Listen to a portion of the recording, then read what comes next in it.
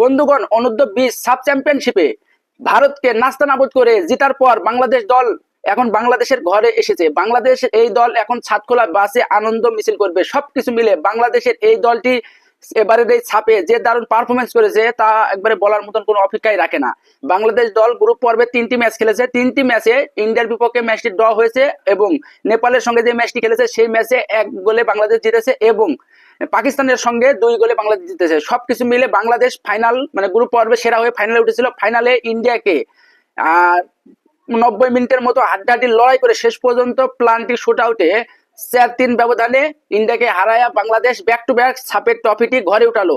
সবকিছু মিলে বাংলাদেশের এই দলটি দারুণ যে পারফরমেন্স দিচ্ছে তাতে করে আশা করতে পারি যে আমরা বিশেষ করে আমাদের ন্যাশনাল টিমে হামজা দেওয়ান চৌধুরীরা যেভাবে আসার পর যেভাবে ন্যাশনাল টিমের মানে ভাবমূর্তি এখান থেকে এখানে উঠে গেছে, সবকিছু মিলে নাম্বার 9 বাংলাদেশের ন্যাশনাল টিমে দরকার ছিল, এবার মনে হয় পাওয়া যাবে।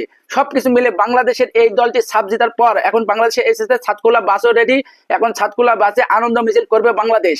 ভাবতেই ভালো লাগছে, ব্যাক টু ব্যাক সাব জিতে বাংলাদেশ রেকর্ড করেছে। সবকিছু মিলে বাংলাদেশের সমর্থকরা এবং ভক্তরা সবাই আজকে ঈদের দিনের মতো আনন্দ মিছিল করছে। আর ভারতকে ফাইনালে হারানো বলে কথা, ভারতের বিপক্ষে যখনই খেলা হবে একটা উত্তেজনা সৃষ্টি হবে এবং শেষ পর্যন্ত ভারত কিন্তু ক্রিকেটে কিন্তু বাংলাদেশকে একবারে নাস্তানাবুদ করে, কোনো সময়ই বাংলাদেশকে জিততে দেয় না। সবকিছু মিলে এবার ফুটবলে বাংলাদেশের যুবরা যে দারুণ ইতিহাস গড়লো, সবকিছু মিলে আমরা এখন স্বপ্ন দেখতে পারি যে সামনে আর বেশি দিন নেই আমরা এশিয়ার মধ্যে নাম্বার 1 দল হতে পারবো।